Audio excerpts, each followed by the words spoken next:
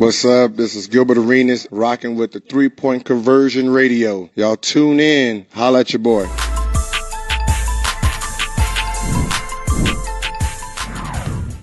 Obviously, good news for you guys today at practice. Just what was it like to be able to see two of your players out there who you've been looking forward to, I guess, for a while now. I lost you there, but yeah, it was great to have a couple reinforcements back. Obviously, to have Melo and Malik participate, today was a big boost for us. They look good. They made that next progression here. So, yeah, it's just great to have them back on the floor. There's a lot of excitement, energy. Both guys bring us, some high-level playmaking, shot making, creation for us. Especially this time of year. This is our final stretch run, last 10. So both look good. I don't have any breaking news right now, but, they're questionable for tomorrow. And we'll make a determination, tomorrow at some point if both are a go. But what I can say is they both progress to a more comfortable level right now. Now we'll just have to make a determination tomorrow on what we do with tomorrow night's game. But I was very encouraged. Our group was very encouraged to have them out there today. And you have to kind of, I guess, ease them back in minutes-wise. How do you think you'll manage that to kind of make sure they obviously don't re-injure anything or stuff of that nature? Yeah, we're not going to run them major minutes, especially early on. And their runs early won't be heavy runs, 4 or 5 minute runs to take a look at them when we get there. Obviously, we're not there yet for sure. But, when we do get either or both of them back, we'll ease them in. We're not going to play full minutes quite yet, but it's a big boost for us, when that time comes, just to have that energy back, whenever that is, whether that's, tomorrow or within the next week. That's our hope. Will? JB, what do you have to see from each of them? Because I know they're two different injuries, but what do you have to see from each of them for you to be comfortable to at least turn them loose? Yeah, I think just, making sure they're not favoring anything. They look conditioned enough to get out there and play in an NBA game. More than anything, it's a little bit of gut feel, a little bit of observation, communicating with them, making sure that they're comfortable to get out there and play. Talking to our medical team. That's not my area of focus. So I'm going to trust our medical group, Joe Sharp and his entire group, our doctors. It's going to be a collective decision here. It's not going to be on my shoulders alone, but for me as the coach, I want to make sure, number one, they look comfortable out there. They're not favoring anything, that they can handle the physicality of playing in an NBA game. So those are the few things I'll look for. Rick? Hey, JB, considering the density of games and the stakes of those last 10 games, what are you thinking in regard to reintegrating two significant players into your rotation? All I could say, Rick, is I'll take it one game at a time. I think, from game to game, we'll have to adjust and evolve.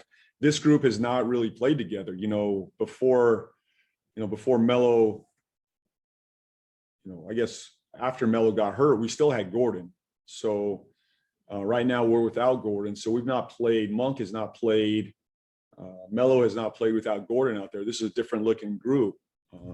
Our style is the same. There's not a lot of change there, but it's going to take a minute for this group to get readjusted. But look, we're adding two guys that know how to play. This isn't rocket science. These guys know how to play together. Melo does a great job moving the ball, sharing the ball. He fits with any lineup. Same thing with Monk. Monk's played the same way. He's had a major impact on our group. Monk has played with different lineups all season. The bench unit has looked different all year. So I don't worry about that. I think it's just, we've been in some type of rhythm with our group right now. And now we're going to have to reintroduce two guys that could play significant minutes, and I'm just going to have to figure out that rotation. But I think for me, Rick, it's just going to be game to game, figuring it out. And then maybe by, 6-7 games in down the stretch, we'll have some type of clarity in our rotation. So we have time, though. I think that's the beauty. I think we're at a great spot right now. 10 games gives us some prime real estate to figure this thing out. So I feel comfortable. It's not like we got 2 games to go in the season. 10 games is a good sample to figure this thing out. I may be asking you an obvious question, but I'd rather ask you to articulate. Sure. What Sure. have you lost? What have you lost in those players' absence? Well, I've shared it a number of times. It's, with Melo, we've lost a lot of pace, a lot of transition game, playmaking ability. Melo's made a number of winning plays for us this entire season. So, his floor game, his ability to make others better, we've lost that. And you got to put Monk in the same category. Both guys have the ability, Rick, to create shots one-on-one or create shots out of our pick and roll game or out of our spread game. Both these guys have that ability. And in this league, the way teams are trying to play us and switching and taking away our pick and rolls and trying to make it tough on our ball movement, these are 2 guys that can individually go make plays. They don't need a pick and roll to get downhill. They can do it one-on-one in transition or in the half court. So we've lost a little bit of that. And I'm proud of our group. The group that has played without these 2 deserves a ton of credit. For us to still be right around 500 and play 500 basketball without these 2 individuals and put Gordon Hayward in it, I couldn't be more proud of these guys, the way they bunkered in and defended and played and shared the ball and made shots and played as a unit. I'm extremely proud of them. But we've lost a little bit on the one-on-one downhill game, playmaking game, but other guys have stepped up. Rick, as through these injuries, we have found some other pieces that have grown and developed, and I think that's only going to make us stronger. So I look for these 10 games to be our best 10 of the season. I truly believe that. We're in a great position right now to make our run. We're going to get healthier. We're fresh, and off we go. Thank you. Christos? Hello, Coach. Hope you're doing well. What did you learn all those games about your team playing without LaMelo, Gordon, and Malik Monk, and how optimistic you are about the rest of the season and about the future of your group? I'm very optimistic. I love this group. Our best years are right in front of us, and our fan base, our city should be extremely excited about this group. What we've seen this year, the growth and development of all our young guys, nobody expected us to be in this position.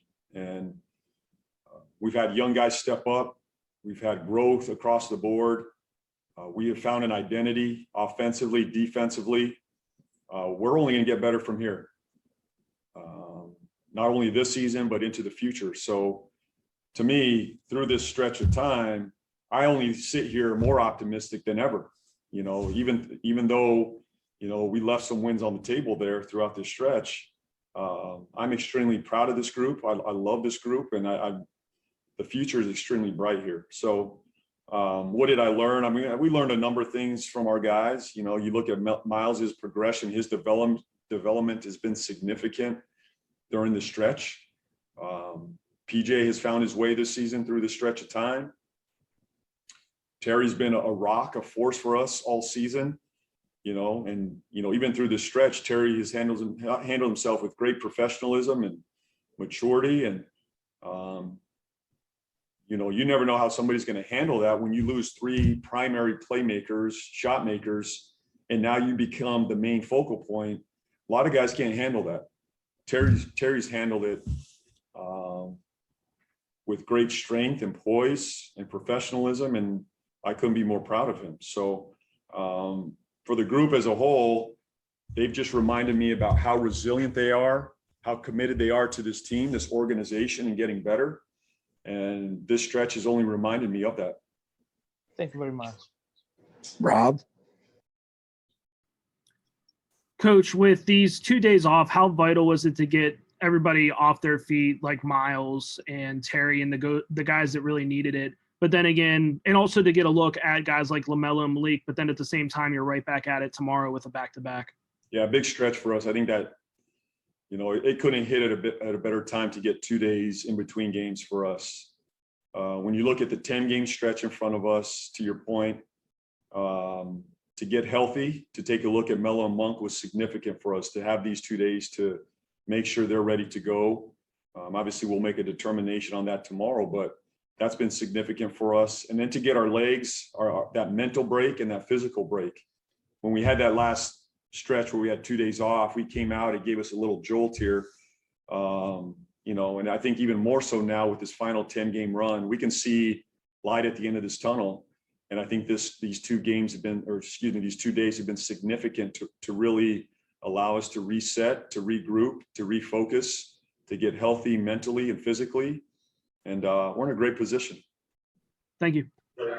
We'll wrap it up with Jacob.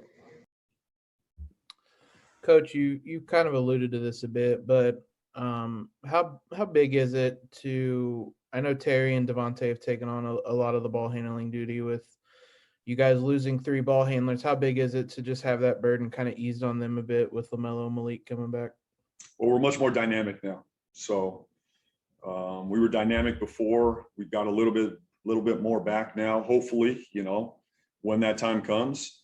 Obviously, we're still missing Gordon, but it just added depth to our playmaking ability. We have a lot more guys that are confident now. Miles has become more confident handling the ball. Obviously, Tay's been there. Terry's more and more comfortable as a playmaker. You know, I think we're going to be a problem to guard if we get this thing right. So, but you know, all these guys have progressed, and getting these guys back is going to be significant as we make this final push. So, I feel very good about where we're at.